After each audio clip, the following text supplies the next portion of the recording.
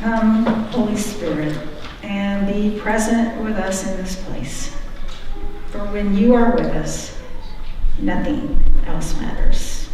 I ask this in the name of your beloved Son, Jesus Christ. Amen.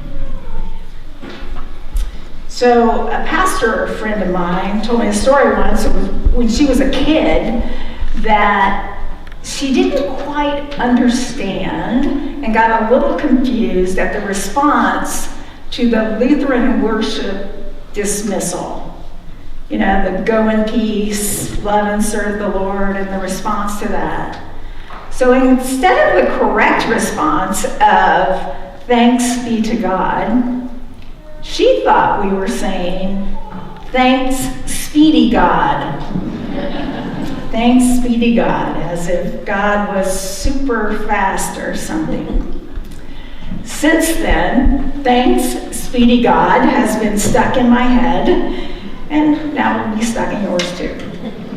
I'm sorry about that. But sometimes our hearing is a bit off. It reminds me of Gilda Radner's character on the 1970 episodes of Saturday Night Live, the feisty Emily Latella, if you remember, who would give rabid editorials objecting to something she heard on the news, only to discover that she completely misunderstood a significant word or phrase.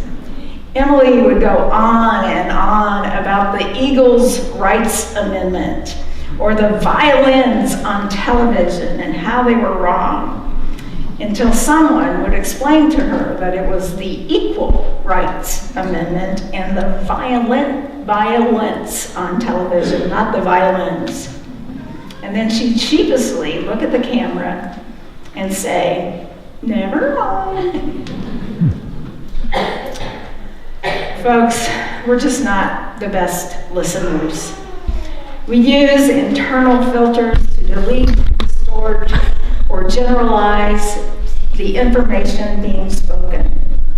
We impulsively rush conversations, filling in blanks with information drawn from our own experiences. We lose focus, listen selectively, and rarely get the full message. What goes in doesn't necessarily come out.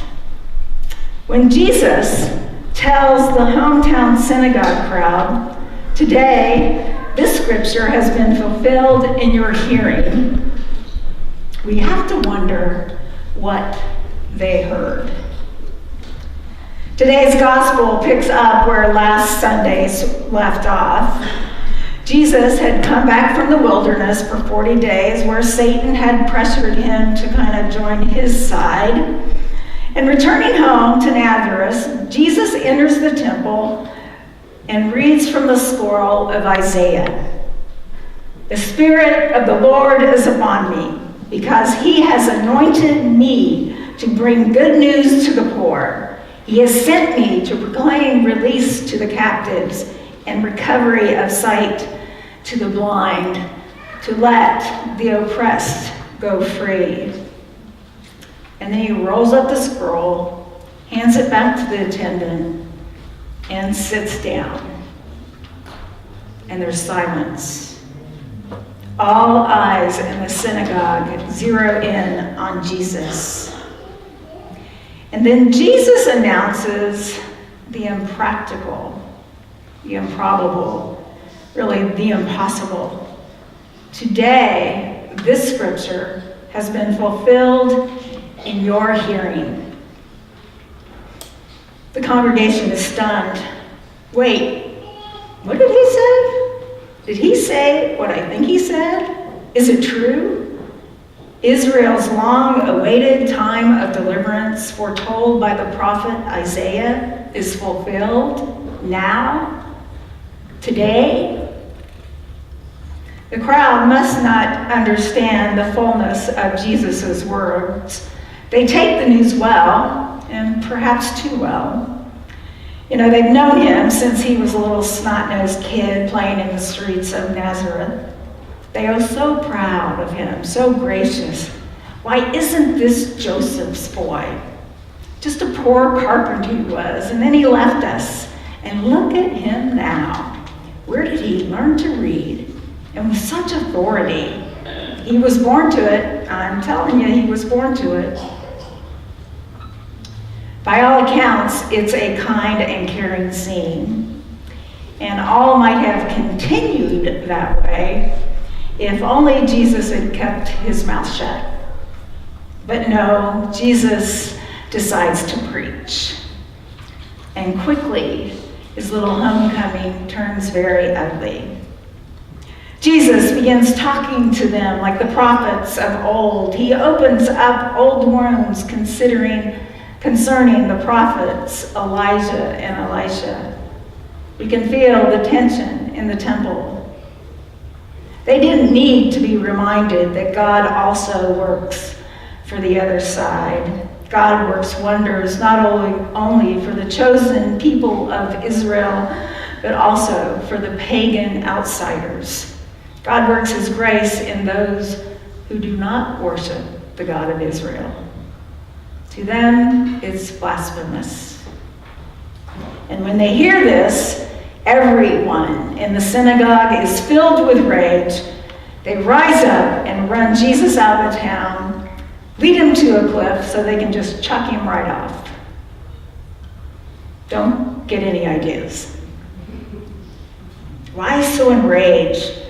What did they hear that set them off? You know, Jesus does not say, today this scripture is fulfilled in my speaking. But today this scripture is fulfilled in your hearing, which highlights the congregation's active involvement in what transpires. The critical and interpretive role the listening community contributes to the clash and the conflict with which the story ends. Jesus' speaking moves in one direction, and the community's hearing moves in the other. Jesus hopes to open their hearts and minds to the depth and the breadth of God's love, but they wouldn't hear of it.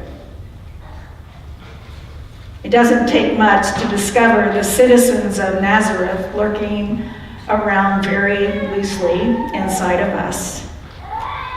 We hear, but we don't hear. We hear words correctly, but take them in ways not intended. We draw inaccurate conclusions, then deal with unintended consequences. How many times have we thrown someone off a cliff for what we thought they said or did? We don't know if there were consequences for the people who attempted to toss Jesus off the cliff, but when he mysteriously passes through the midst of them and went on his way, I suspect they start to reevaluate their reaction, surmise that it wasn't the best and smartest response, and perhaps even think, never mind. There were several crowds of people in Washington, D.C. on January 19th this year. Multiple marches and demonstrations and differing views between the groups. The Lincoln Memorial is often a popular place for demonstrators with ample room for a crowd to gather and steps to provide vantage points for speeches and an easy landmark to find with good access. A perfect location for a perfect storm of clashes between groups. After that day, it doesn't take long for a short video of a clash between Catholic high school students, Native American protesters, and Black Hebrew Israelites to go viral. The press and the social media respond, throwing the students from the Catholic school off the cliff, pointing out their rudeness and privilege and toxic masculinity of the young men. Less than 24 hours later, we get a longer video with more truth, more of the story. And the news media and the social media has to backtrack. Never mind. Never mind is not enough.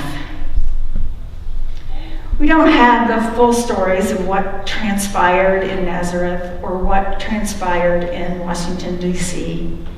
We never will. We won't understand what was in people's heads, what was in people's hearts. We just won't.